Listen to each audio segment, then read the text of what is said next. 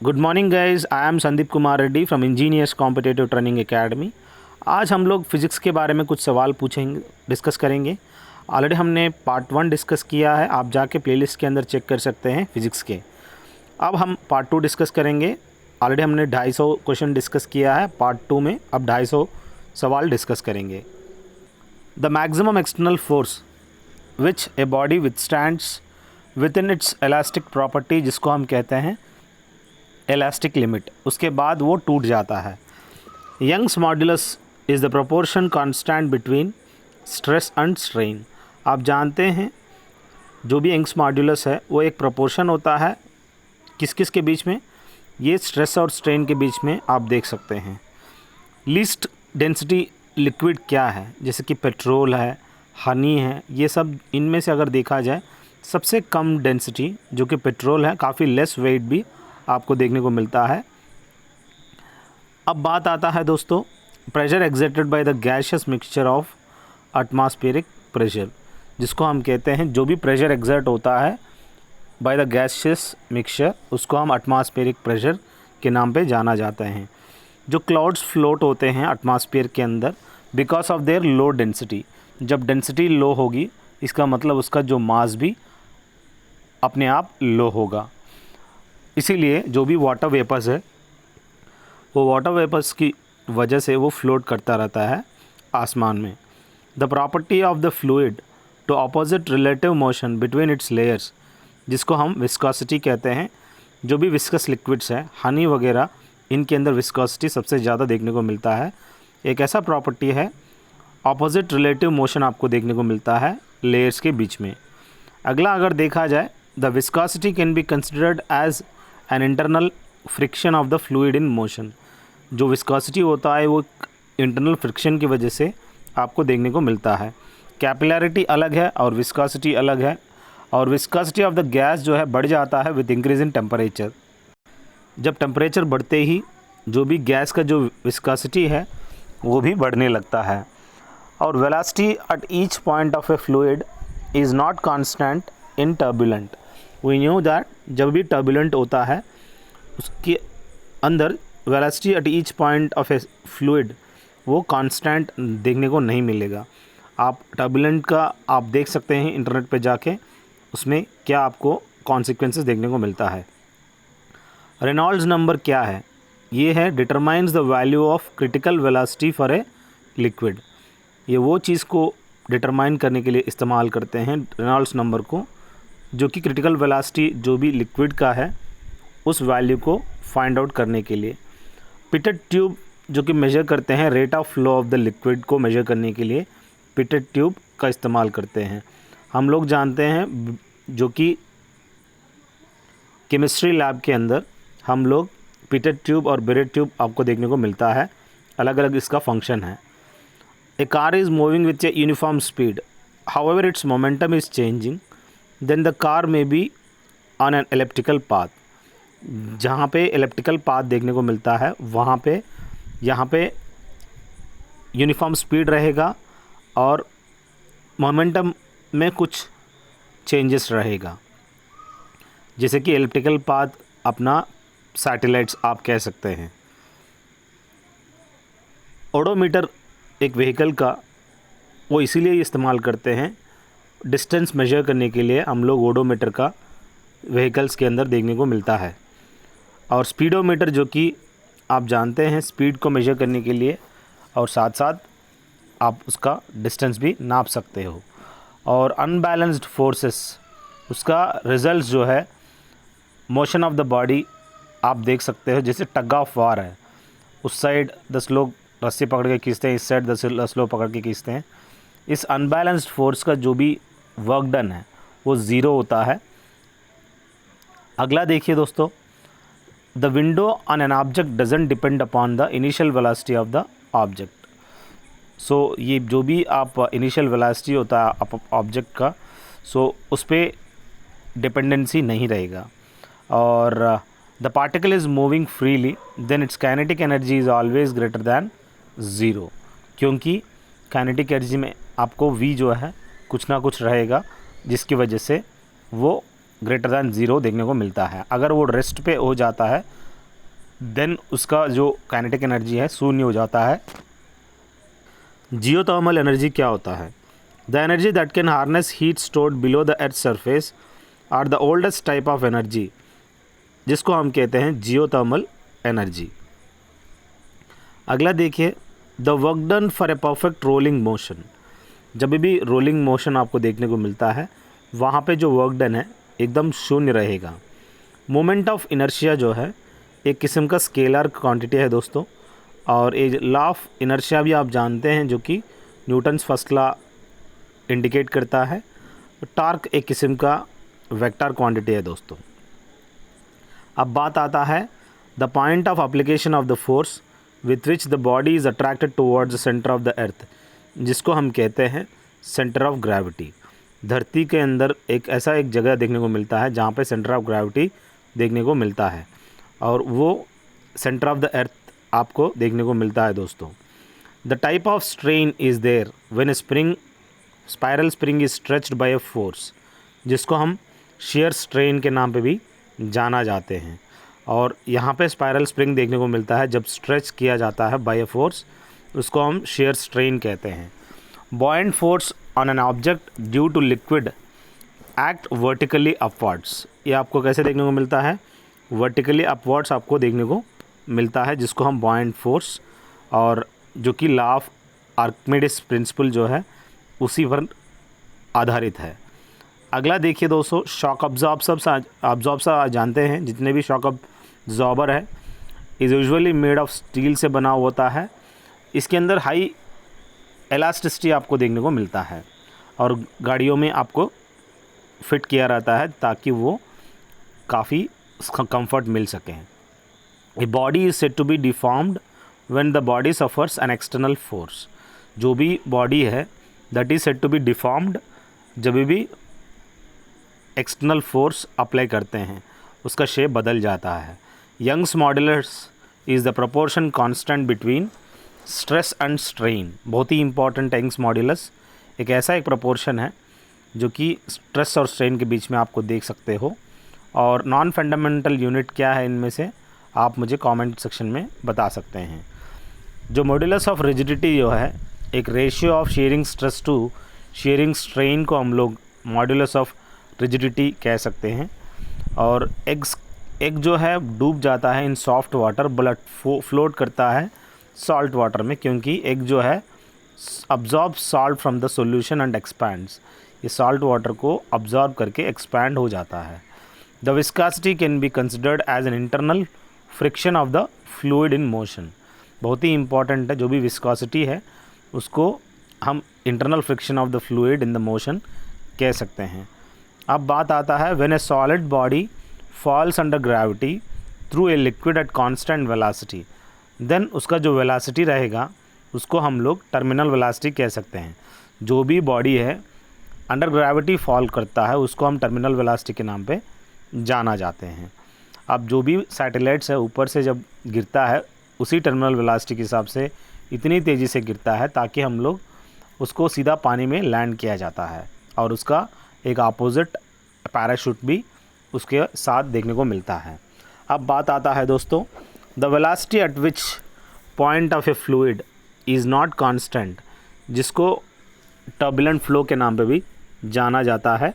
The velocity at each point of a fluid is not constant in turbulent flow. अब critical velocity क्या है? The velocity at which a liquid flow changes from streamline to turbulent, जिसको हम critical velocity कहते हैं दोस्तों। एक ऐसा वेलोसिटी जहाँ पे लिक्विड फ्लो जो है changes from streamline to turbulent. अगला देखिए, जो रेनॉल्ड्स नंबर है वो आइडेंटिफाई करते हैं velocity of a liquid measure करने के लिए। और एक छोटा सा थिन पिन है वो आयरन से बना हुआ, can be made to float on water in a ball. This phenomenon इसको कहते हैं सरफेस टेंशन ऑफ वाटर की वजह से वो फ्लोट करता है। और जो भी वाटर ड्रॉपलेट्स है आप छोटा सा ग्रास उस पर भी स्टिक रहता है because of surface tension only. अगर कहते हैं drop of liquid assumes spherical shape because sphere has its least surface area for a given volume. So सबसे कम सरफेस एरिया किस में देखने को मिलता है? स्पीयर के अंदर, इसलिए वो ऐसे वाटर ड्रॉपलेट्स स्फीयर शेप में देखने को मिलता है। इसीलिए जो भी एरोप्लेन्स हैं वैसे ही बना रहता है आगे की portion. Water drops can not stick to the oily surface due to lack of adhesive force, जो कि कोहेसिव मतलब आप जानते हैं पानी कोहेसिव नेचर होते हैं। मर्क्यूरी जो है एक एडहेसिव नेचर का देखने को मिलता है। Water drops can not stick to the oily surface, वो ऑयल की वजह से, वो एडहेसिव नेचर की वजह से वो पानी खिसक जाता है। Materials for rain proof coats and tents owe their water proofs properties to viscosity वजह से आपको देखने को मिलता है। और when oil floats on water the surface tension of water क्या होगा, दैट इज़ रिमेन्स अनअफेक्टेड। और वहाँ पे बहुत ही इंपॉर्टेंट, जब ऑयल जो है मिक्स करते हैं तो वहाँ पे क्या होगा, सेम टाइम सरफेस टेंशन जो है कम हो जाएगा, उस ऊपर एक लेयर बन जाएगा और उस लेयर की वजह से वो जितने भी मस्कीटोस है पूरा का पूरा डूब जाते हैं। Rising and depressing of levels of liquid when a glass tube is very fine bore is dipped into it is called capillarity, जो कि कैपिलैरिटी एक्शन आप जानते हैं, जो कि जो भी ऑयल विक है, मतलब जो भी लैम्प के अंदर जो केरोसिन सक करता है, इस कैपिलरी एक्शन की वजह से देखने को मिलता है। The level of liquid rises on dipping the capillary tube into it when angle of contact is acute. जब वो एक्यूट रहेगा, 90 डिग्री से कम रहेगा, तब जो लेवल ऑफ लिक्विड जो है raise on dipping a capillary tube, ये आराम से रेज हो जाएगा। मीन पॉइंट क्या होता है, the point two which the net force is zero in a simple harmonic motion, जिसको हम मीन पॉइंट कहते हैं। सिंपल हार्मोनिक मोशन आप जानते ही हैं, टू एंड फ्रो मोशन होता है। और ए स्विंगिंग पेंडुलम जो है maximum acceleration at two extremities of the swing, मतलब जब वो ऊपर से छोड़ते हैं नीचे जब आएगा वहाँ पे सबसे ज़्यादा फास्ट देखने को मिलता है स्पीड।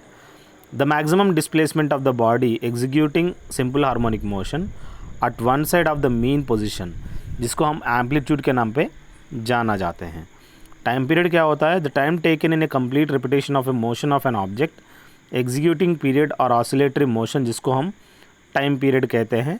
जितना ज़्यादा लेंथ रहेगा पेंडुलम का उतना ज़्यादा ही आपको टाइम पीरियड देखने को मिलता है। और जो time period of a pendulum when taken to the moon क्या होगा, उसका जो टाइम पीरियड है बढ़ जाएगा, क्योंकि वहाँ पे ग्रेविटेशनल फोर्स ऑफ अट्रैक्शन जो है धरती से कम देखने को मिलता है। Amplitude of the oscillation of the body is increasing, so decreased gradually and finally becomes शून्य हो जाएगा। ये डैम्प्ड ऑसिलेशन कहते हैं इस ऑसिलेशन को। यहाँ पे क्या होगा, एम्पलीट्यूड जो है कम हो जाएगा धीरे धीरे से, उसके बाद वो एकदम शून्य हो जाएगा। When a vibrating tuning fork is placed on a table, a loud sound is heard. वो इसीलिए आपको सुनता है, फोर्स्ड वाइब्रेशन आपको देखने को मिलता है, जिसकी वजह से वो ट्यूनिंग फोर्क जो है वो क्या हो जाएगा, सीधा स्टॉप हो जाएगा। अब बात आता है the direction in which heat is transferred by way of convection, वो वर्टिकली अपवर्ड्स आपको देखने को मिलता है उस डायरेक्शन को। The study of the measurement of the temperature using different devices, जिसको हम कहते हैं थर्मोमेट्री, बहुत ही इंपॉर्टेंट है इस स्टडी को, जिसमें टेम्परेचर का इस्तेमाल करते हैं डिफरेंट डिवाइसेस में। Thermometer, thermo means heat. The temperature measuring devices क्या है, thermocouple, total radio pyrometer, thermometer, ये अलग अलग इंस्ट्रूमेंट्स है जिससे हम टेम्परेचर मेजर कर सकते हैं। अब बात आता है दोस्तों क्लिनिकल थर्मोमीटर क्या है, जिससे बॉडी टेम्परेचर मेजर करते हैं। और थर्मो इलेक्ट्रिक इफेक्ट क्या होता है, रेसिस्टेंस ऑफ ए मेटल जो कि increases quite uniformly with the rise in temperature, इसको हम कहते हैं, इस वर्किंग प्रिंसिपल को thermo electric effect. The law operates the radiation pyrometer, उस लॉ का नाम क्या है, स्टीफेंस लॉ कहते हैं। बहुत ही इंपॉर्टेंट है। रेडिएशन पायरोमीटर जो है works only for the bodies whose temperature is more than 800 degree centigrade, ये रेडिएशन पायरोमीटर है दोस्तों।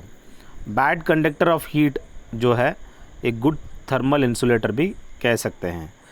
The amount of heat required to raise the temperature of 1 gram water by 1 degree centigrade, इसको क्या कहते हैं, आप मुझे कमेंट सेक्शन में बता सकते हैं उस अमाउंट ऑफ हीट को। अब बात आता है दोस्तों, जैसे कि इसमें दिया गया है 1 kg of the substance from the liquid to vapour change करने के लिए without any change in temperature, जिसको हम लेटेंट हीट ऑफ वेपराइजेशन कहते हैं दोस्तों। 1 kg ऑफ सब्सटेंस को लिक्विड से सीधा वेपर बनाने के लिए हीट स्टोर करते हैं वाटर वेपर, जिसको हम लेटेंट हीट के नाम पे जाना जाते हैं। The latent heat of vaporisation raises the temperature of the liquid to boiling point, जिसको हम लेटेंट हीट ऑफ वेपराइजेशन कहते हैं, डिस्कस किया है। In thermal expansion volume of matter increases, this happens due to the increase in temperature की वजह से। जो भी वाटर पाइप्स है use to carry water sometime burst in winter, क्योंकि जब विंटर के टाइम पे आइस बन जाता है, water expands when it freezes, तब पूरा का पूरा पाइपलाइंस बर्स्ट हो जाते हैं। Why 2 thin shirts can keep us warmer than a single thick shirt in winter. यहाँ पे no radiation of heat takes place, बहुत ही इंपॉर्टेंट है, क्योंकि 2 शर्ट्स पहनने से फ़ायदा रहेगा compare to 1 single thick shirt. उसके बीच में एक radiation, no radiation of heat takes place, इसकी वजह से एक छोटी सी स्पेसिंग होता है। अगला देखिए, the snow on the mountains doesn't melt all at once when it is heated by the sun because it reflects most of the heat from the sun. यही एक रीज़न है, जो भी स्नो है on the mountains doesn't melt, एक साथ melt नहीं होता है, जितना भी सूरज आने दो, it takes time, it reflects most of the heat from the sun. वो क्या वाइट कलर रहता है, वो रिफ्लेक्ट करता है। Heat from the sun reaches earth by the process of radiation process, जो कि हम जानते हैं। Any hot body maintained at a constant temperature में सर्व एज, क्या उसको क्या कहते हैं, जो भी हॉट बॉडी है आप कमेंट सेक्शन में बता सकते हैं। Maintained at a constant temperature that can be served as, जैसे कि अपना एक ल्यूमिनस बॉडी है सूरज, वो एक किस्म का क्या है। When a light wave is reflected from a mirror there is a change in its amplitude. जब रिफ्लेक्ट होगा फ्रॉम द मिरर, उसमें आपको देखने को मिलता है चेंज, कहाँ, एम्पलीट्यूड में। The radius of the curvature of the plane mirror क्या है, यहाँ प्लेन मिरर पूछ रहा है तो 0 है, कोई भी कर्वेचर नहीं देखने को मिलता है। An object is placed at the focus of the mirror, the image will be real, inverted, highly enlarged at infinity में आपको ये सब चीज़ें देखने को मिलता है, क्योंकि ये फोकस के पास प्लेस किया है। मैग्निफिकेशन जो होता है produced by A rear view mirror fitted in vehicles, वो क्या रहेगा, इज़ लेस दैन 1 आपको देखने को मिलता है। Light travels slower in glass than in air because refractive index of air जो रहेगा वो लेस दैन 1 रहेगा, जिसकी वजह से काफ़ी स्लो देखने को मिलता है ग्लास के अंदर। इसके अंदर जो रिफ्रैक्टिव इंडेक्स यानी म्यू ऑफ एयर जो है लेस दैन 1 है, इसीलिए। The speed of the light with rise in temperature of the medium क्या होगा, इट रिमेन्स अनअल्टर्ड, कोई भी चेंजेस नहीं है, टेम्परेचर का कोई लाइट का मतलब नहीं है। जो मिरेजेस है, स्पार्कलिंग ऑफ डायमंड है, एंडोस्कोपी है, इन सभी में OFC केबल का इस्तेमाल करते हैं, जो कि ऑप्टिकल फाइबर केबल्स है, उसके अंदर टोटल इंटरनल रिफ्लेक्शन देखने को मिलता है। जो कॉन्केव लेंस है ऑलवेज फॉर्म्स एन इमेज, जो कि virtual and direct image form करता है। जो भी लेंस होते हैं वो एक फ्लिंट ग्लास के साथ बना हुआ रहता है। If the length focal length of the by convex lens जो कि 25 सेंटीमीटर, उसका जो पावर क्या रहेगा, वो 4 डायप्टर आपको देखने को मिलता है। एक फार्मूला है, power is equal to 100/F। So उसके हिसाब से अगर आप करेंगे 100/25 तो आपको +4 डायप्टर देखने को मिलता है। Power of the lens dioptre में मेजर करते हैं। सन अपीयरिंग रेड, वो इसीलिए आपको देखने को मिलता है सनसेट के टाइम पे, एटमॉस्फेरिक रिफ्रैक्शन की वजह से।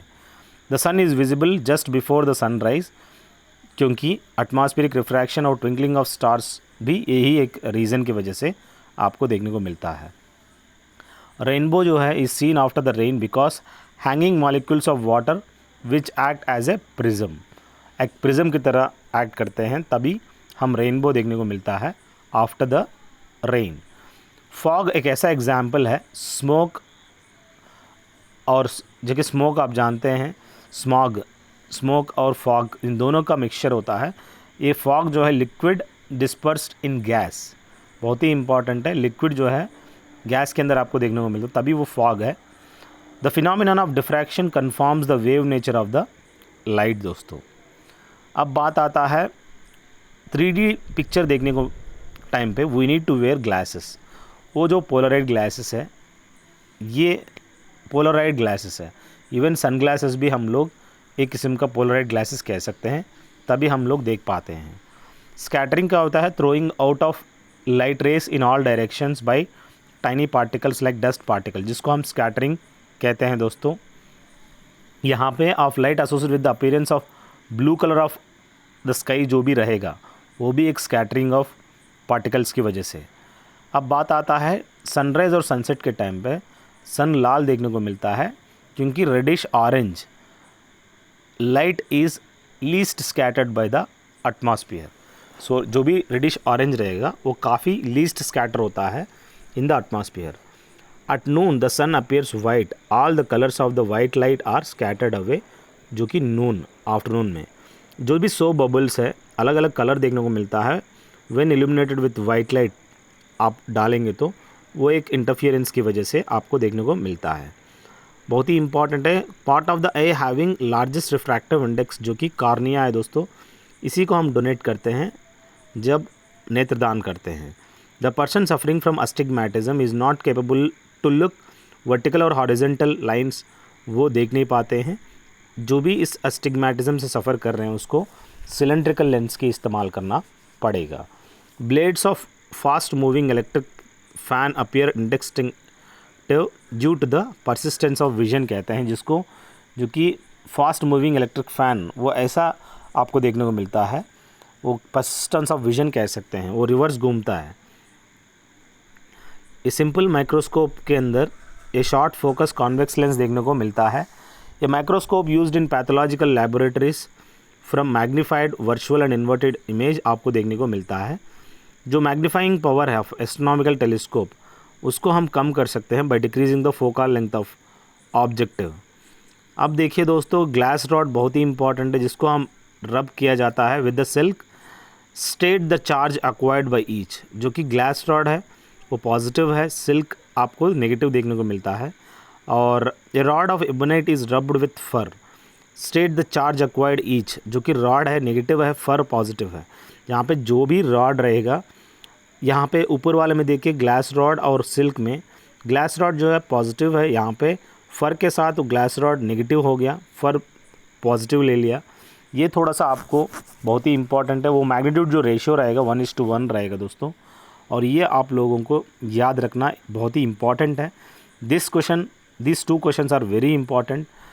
ग्लास रॉड और सिल्क के साथ glass rod always positive, but जब फर के साथ रब करेंगे तो वो नेगेटिव हो जाएगा। The material of which lightning conductor जो कि बिल्डिंग के ऊपर रखा रहता है वो कॉपर से बना हुआ रहता है और अर्थ किया हुआ रहता है, जिसकी वजह से जब लाइटनिंग आता है वो डिस्चार्ज हो जाता है। Any body having mobile free electrons to conduct electricity, जिसको हम कहते हैं कंडक्टर्स कहते हैं, बाकी इंसुलेटर जिसके अंदर कोई भी इलेक्ट्रॉन्स देखने को नहीं मिलेगा। The electric field line at a point जिसको हम ऑलवेज कंटिन्यूस कह सकते हैं। ये hollow metal ball carrying an electric charge inside the sphere आप देख सकते हो। जो कि a person travelling in a car on a rainy day is safe from electrical lightning strikes because car behaves as a hollow conductor where charges resides on the surface. This is very important. The resistivity of an alloy lower or higher than that of its constituent metals, जिसको हम resistivity of alloy is higher कह सकते हैं। और practical unit of electric energy जो कि घरों में इस्तेमाल करते हैं वो किलोवाट आवर में मेजर करते हैं। और जो कि इंस्ट्रूमेंट जो कंट्रोल करता है करंट को अपना इलेक्ट्रिक सर्किट के अंदर, इसको हम रियोस्टैट कहते हैं। रेफ्रिजरेटर के अंदर जो टेम्परेचर मेंटेन करते हैं उसको हम थर्मोस्टैट कहते हैं। जो कि इलेक्ट्रिक फ्यूज़ में बनाने के लिए टिन और लेड का मिश्रण जिसको हम इस्तेमाल करते हैं।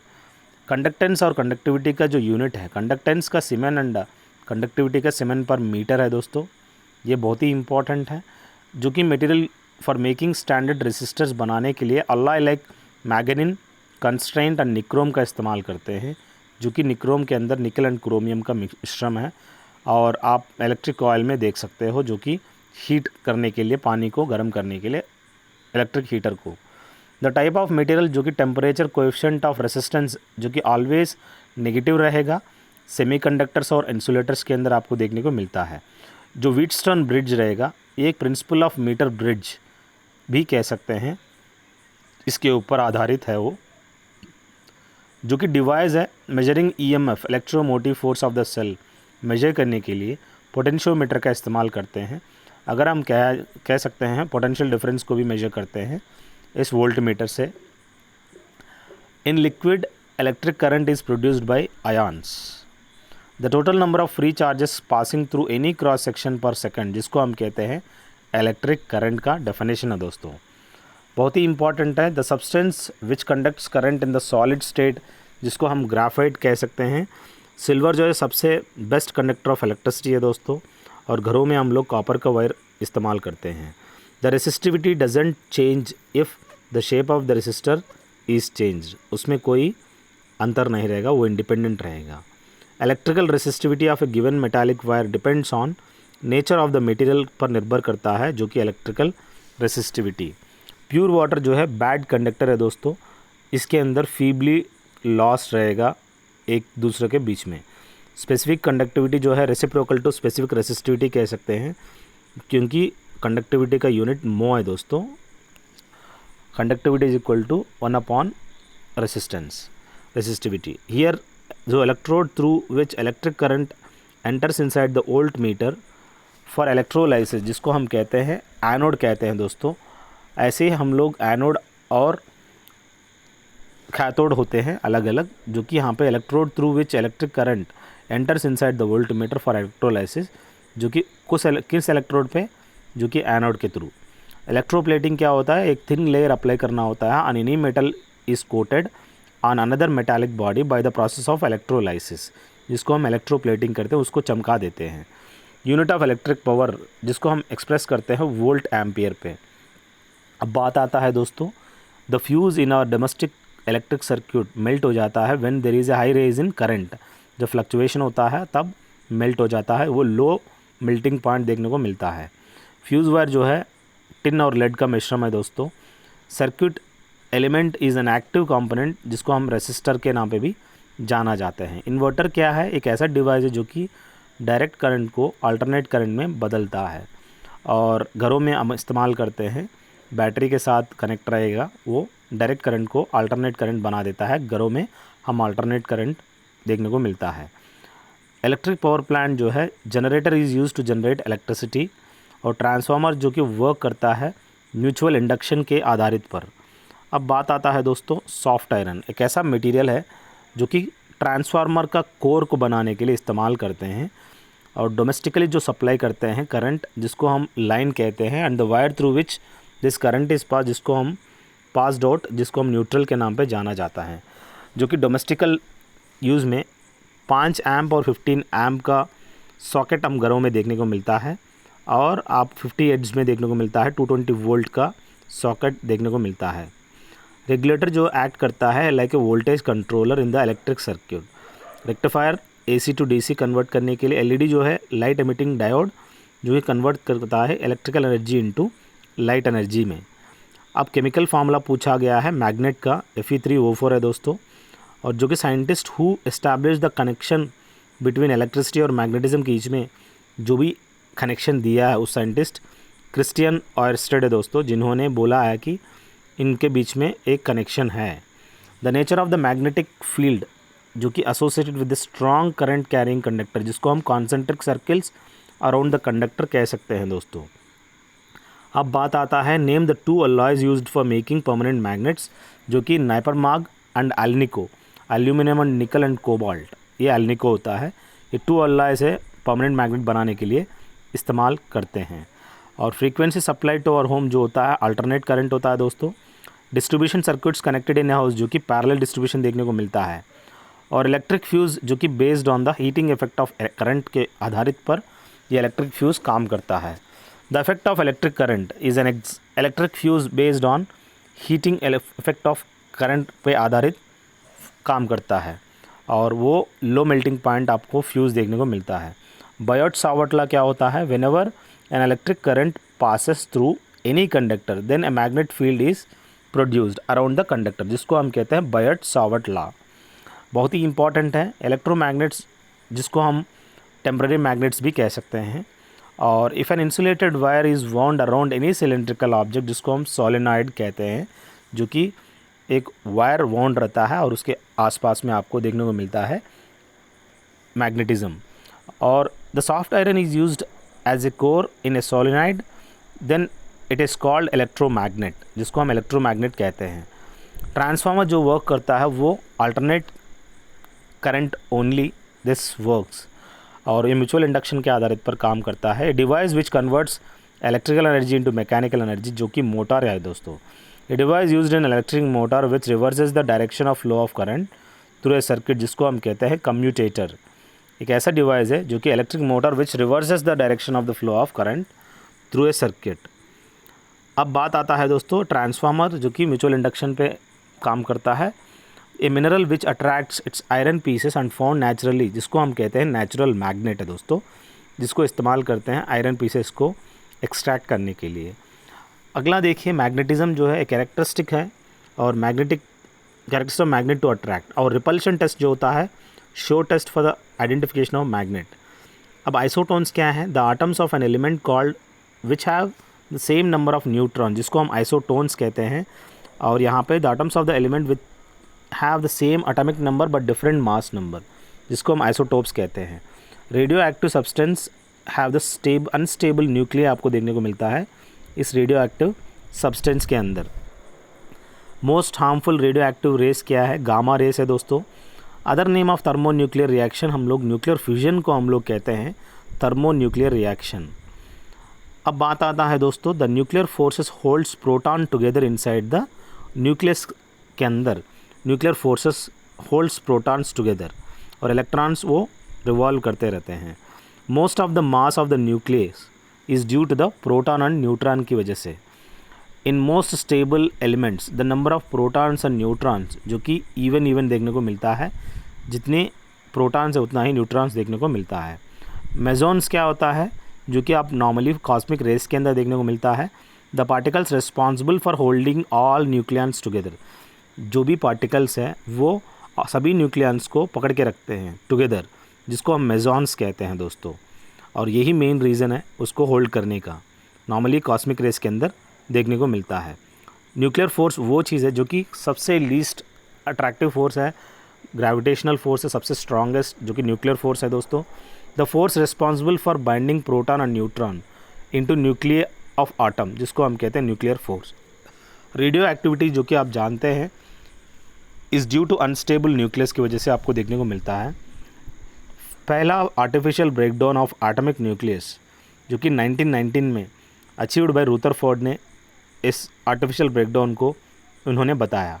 अगला द ट्रीटमेंट ऑफ कैंसर जो रहेगा 60 कोबाल्ट 27 एक ऐसा ट्रीटमेंट है कैंसर का। रेडियो एक्टिव आइसोटोप जो कि is use to detect tumours, वो ट्यूमर को आइडेंटिफाई करने के लिए 74 एस्टेनियम इसका इस्तेमाल करते हैं for detecting tumours. Radioactive decay क्या होता है? When the nucleus of an atom loses energy by emitting radiations, इस प्रोसेस को रेडियो एक्टिव डीके कहते हैं दोस्तों। बहुत ही इंपॉर्टेंट है। गामा रेस जो है वो एक सिमिलर टू एक्स रेस आपको देखने को मिलेगा। क्यूरी रेडियो एक्टिविटी का यूनिट है दोस्तों। हाफ लाइफ क्या होता है? The time interval in which the mass of the radioactive substance और the number of its atom is reduced to half, जिसको इनिशियल वैल्यू जिसको हम कहते हैं हाफ लाइफ कहते हैं। अगला बहुत ही इंपॉर्टेंट है, ग्रुप डिस्प्लेसमेंट लॉ प्रपोज करने वाला कौन है दोस्तों? सॉडी एंड फाजन्स, जिन्होंने ग्रुप डिस्प्लेसमेंट लॉ को फॉर्मुलेट किया है। और यूएन सीरीज़ जिसको हम कहते हैं थोरियम सीरीज़ के नाम पे भी जाना जाते हैं। और न्यूक्लियर फ्यूजन क्या होता है? The process in which A heavy nucleus splits up into two nuclear releasing ट्रेमेंडस amount of energy release होता है, जिसको हम न्यूक्लियर फ्यूजन कहते हैं। फ्यूजन और फिजन में काफ़ी अंतर है दोस्तों। Fusion hydrogen bomb FUSION, fusion will find hydrogen and sun के अंदर, फिजन FISSION जो है एटॉमिक बॉम्ब के अंदर देखने को मिलता है। सो यहाँ पे देख सकते हो nuclear fission is caused by the impact of neutrons की वजह से। और the type of reaction produces the most harmful radiation, जो कि फिजन रिएक्शन है दोस्तों। बाइंडिंग एनर्जी जो कि रिस्पॉन्सिबल है for the stability of nucleus of an atom, उस nucleus of an atom stability के लिए इस बाइंडिंग एनर्जी का काफ़ी इम्पॉर्टेंट रोल रहेगा। और न्यूक्लियर रिएक्टर्स के अंदर एक किस आधारित पे काम करता है, uncontrolled chain reaction of nuclear fusion, जो कि न्यूक्लियर रिएक्टर्स काम करते हैं। न्यूक्लियर रिएक्टर के अंदर हेवी वाटर हम मॉडरेटर की तरह इस्तेमाल करते हैं और यूरेनियम जो है एक फ्यूल की तरह इस्तेमाल करते हैं दोस्तों। वाटर जहाँ पे जो हेवी वाटर है ड्यूटेरियम ऑक्साइड DTO एक मॉडरेटर है, यूरेनियम जो एक फ्यूल की तरह इस्तेमाल करते हैं, जो कि इम्प्यूरिटी है, टाइप ऑफ इम्प्यूरिटी ऐड करते हैं to obtain P type semiconductor. वो इम्प्यूरिटी का नाम है ट्राइवैलेंट इम्प्यूरिटी। रिवर्स बायसिंग क्या होता है? एक ऐसा टाइप ऑफ बायसिंग है, this gives A semiconductor diode very high resistance. यहाँ पे आपको सबसे ज़्यादा रेसिस्टेंस देखने को मिलता है। डिजिटल सिग्नल्स क्या होता है? The signals have only 2 levels of voltage and are not continuous, जिसको हम डिजिटल सिग्नल्स कहते हैं दोस्तों। अब बात आता है प्योर सेमीकंडक्टर, जिसको हम कहते हैं इंट्रिंसिक सेमीकंडक्टर के नाम पे जाना जाते हैं। एट 0 डिग्री केल्विन टेम्परेचर जो कि सेमीकंडक्टर्स हैं, resist electricity as an insulator आपको देखने को मिलता है। और the process of mixing impurity to an intrinsic semiconductor, जिसको हम कहते हैं डोपिंग, एक ऐसा प्रोसेस है जो कि mixing impurity to an intrinsic semiconductor device. और डोपिंग प्रोसेस बहुत ही इंपॉर्टेंट है, आप चेक कर लो। होल क्या है? एक vacancy created when electron leaves A covalent bond, जब इलेक्ट्रॉन निकल जाता है तब होल पैदा हो जाता है।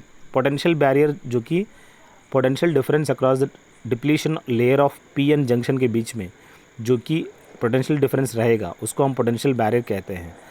Voltage stabilizer used in our houses, जो कि किस प्रिंसिपल पर आधारित करता है?